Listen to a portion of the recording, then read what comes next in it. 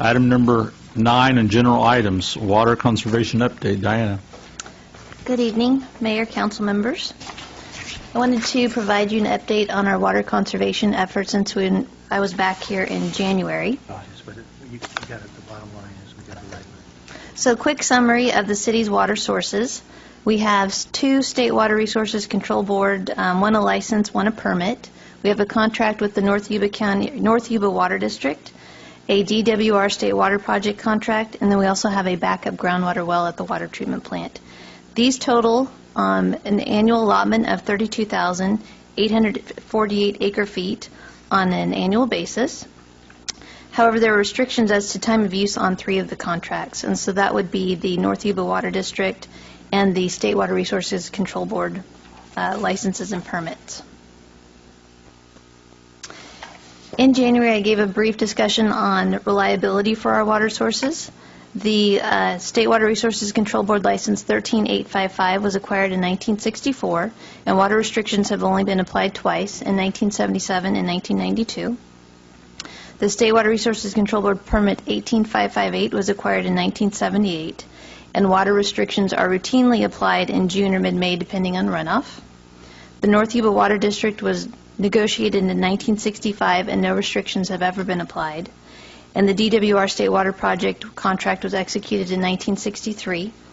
It's typically subject to restrictions. We typically see about 65% annual allotment.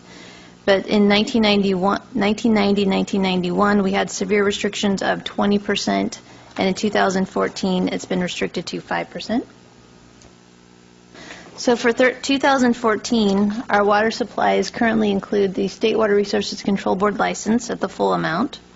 The State Water Resources Control Board permit has been curtailed completely, so we have a 0 allotment. The North Yuba Water District, we have 100% at 4,500 acre-feet. The DWR State Water Project, initially we thought we were going to get 0%. They increased that to 5%. Fortunately, we have DWR State Water Project carryover water of 6,906 acre-feet. What has happened is in previous years where we had normal to above normal rainfall, in which we haven't utilized 100% of our allotment under the DWR State Water Project, we were allowed to bank that water for future years when it's needed. And so this is where we've saved water from previous years when it wasn't required, and we're now utilizing it this year. And then we have the backup groundwater well at the water treatment plant. So those total 21,634 acre-feet. So a comparison of water supply to water demand shows the city's contractual allotment of 32,848 acre-feet, the scheduled allotment for 2014 at 21,634 acre-feet.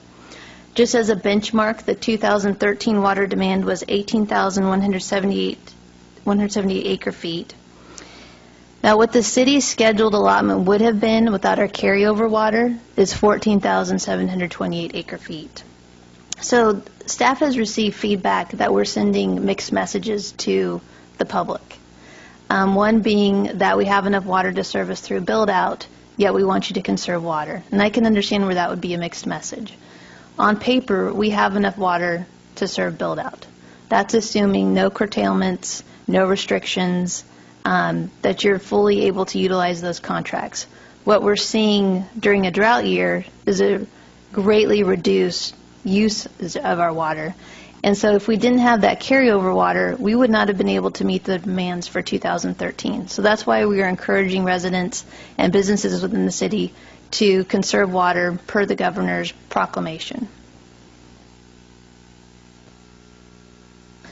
So in January 17, 2014, Governor Brown declared a drought state of emergency in which he issued a proclamation requesting that Californians reduce their water usage by 20% and that local municipalities implement their water shortage conservation plans. In April 2014, he issued a proclamation of a continued state of emergency in which he requested that Californians avoid using water to clean sidewalks, driveways, parking lots, and other hardscapes, turn off fountains that are not recirculating, limit vehicle washing at home by patronizing car washes, and limit outdoor watering of lawns to no more than twice per week. So in the city's urban water management plan, we have a water shortage conservation plan that's broken up into 4 stages, ranging from stage 1, which is anticipated to have a 20% reduction, all the way up to stage 4, which is anticipated to have a 40 to 50% reduction. The breakdown of the water shortage conservation plan includes demand reduction education, voluntary rationing, use prohibitions, plumbing fixture replacement, mandatory rationing, reduced water pressure, and water shortage pricing. So currently we are in stage 2 of our water shortage conservation plan, which you can see from that table. There isn't a stage 2 listed, even though our urban water management plan identifies it. But it does discuss stage 3. So on January 21st, 2014, Council implemented stage 2, and so, which was voluntary rationing and demand reduction education. So since that time, we have seen a reduction of 21.6% of metered deliveries. What metered deliveries is the actual water reaching the customers. So our customers overall have conserved 21.6% of water compared to 2013. However, our overall conservation is 8%, and there's several factors that lead into this that are related to the water treatment plant. Number 1, we brought on the fish screen and the raw water intake, which through that construction process, we had to test the new fish screen and the raw water intake. And so we had to run water through that facility at the design flows. Even though we didn't need to use those design flows, we needed to run water through it to be able to test that facility. We've also been gearing up for summer, getting our membrane filters ready for to turn them on and utilize those. And so with that, you have a higher usage of water right now at the water treatment plant to address, getting ready for those summer flows. I have to say the staff at the water treatment plant has done an excellent job to try to conserve water. They've reduced water consumption used for backwash cycles tremendously, and they're looking, taking every effort that they can to try to reduce water at the water treatment plant. So with stage 3, the mandatory use prohibitions, our municipal code provides this list of items that are part of stage 3. So spraying down of sidewalks, driveways, parking lots, buildings, and other impermeable surfaces is prohibited. Car washing, other than on owner's residential property or commercial car wash facility, is prohibited. Lawn watering should be limited to twice per week. Leaking pipes shall be repaired promptly. Water shall not run off beyond property lines. All evaporative coolers must be of the recirculating type. Public agencies and commercial industrial users must submit an irrigation schedule to Public Works for approval. An automatic shutoff nozzle shall be attached to all hoses. Commercial nurseries only allowed to water as needed to maintain plant materials.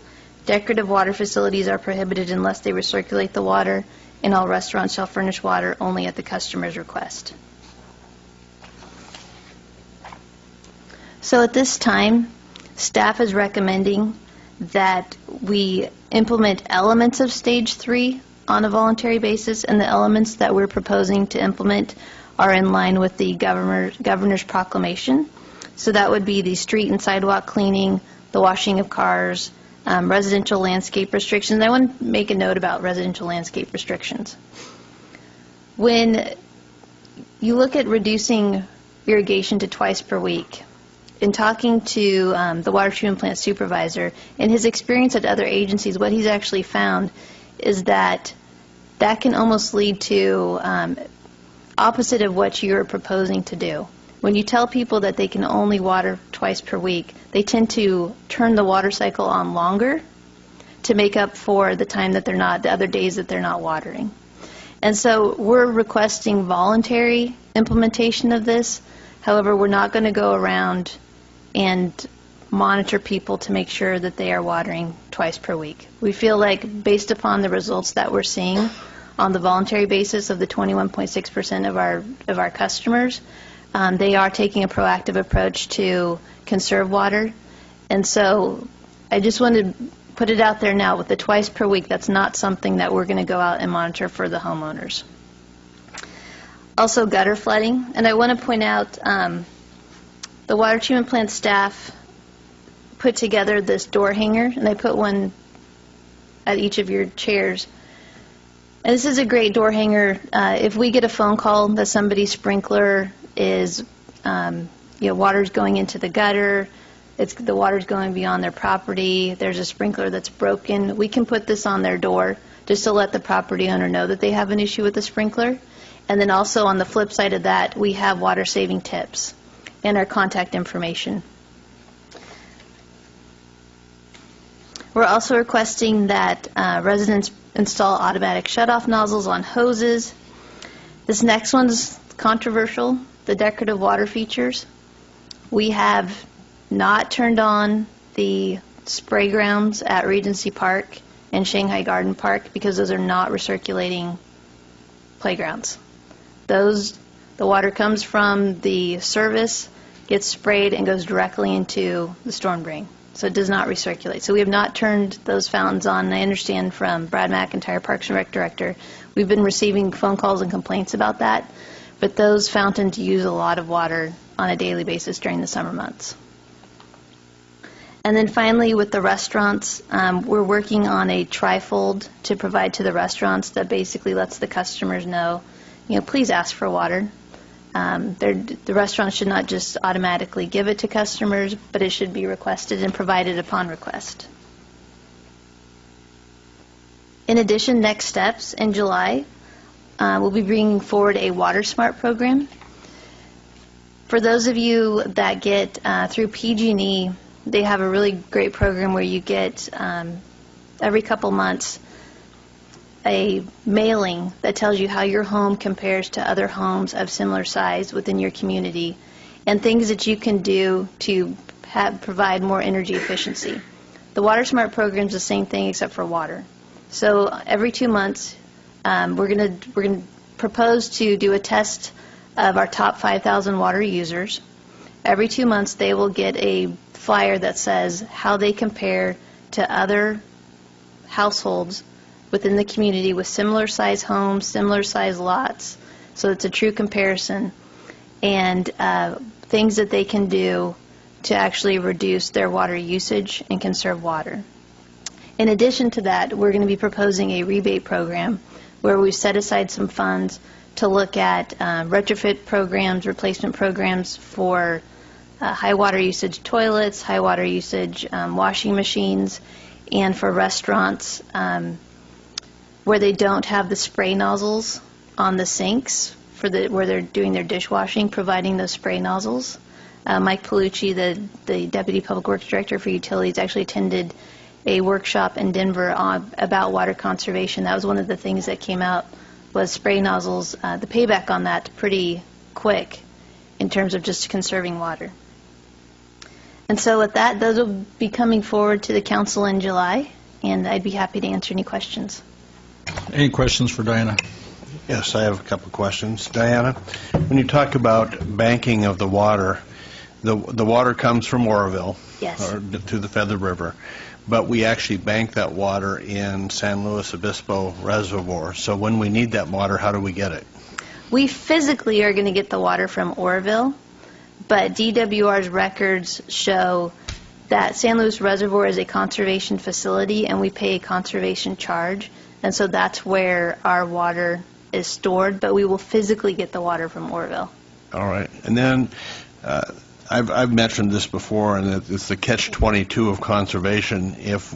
Because we sell water and we pay for our operations by the water that we sell, if we reduce, in this case, 21.6% of our water that is being sold or metered out, how do we make up that difference?